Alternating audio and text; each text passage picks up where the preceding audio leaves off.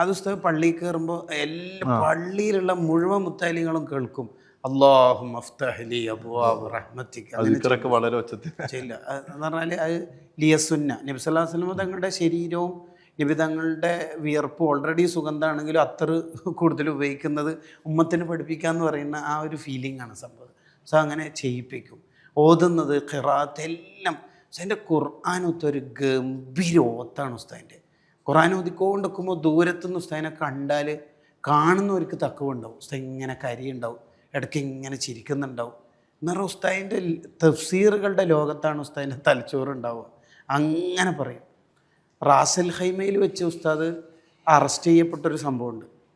ICFൻ്റെ നേതൃത്വം ഇടപെട്ട് പിറ്റേന്ന് തന്നെ രക്ഷപ്പെടുത്തി. റൂമിലെത്തിയപ്പോൾ ഉസ്താദിനോട് വെച്ച് എന്താണ് അവസ്ഥ, ഉസ്താദ് ഓപ്പണായി പറയും ഫുള്ളായിട്ട്.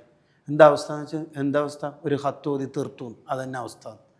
അതാണ് ഉസ്താദിന് ഖുർആൻ എന്ന് പറഞ്ഞാൽ ഭയങ്കര സംഭവമാണ്. ഖുർആൻ ഓത്ത് ഉസ്താദിന് ഒരു ഹരാണ് സംഭവം. അത് ഭയങ്കര ഇബാദത്ത് ഉസ്താദിൻ്റെത് നമ്മൾ കണ്ട് പഠിക്കേണ്ട തന്നെയാണ് സംഭവം.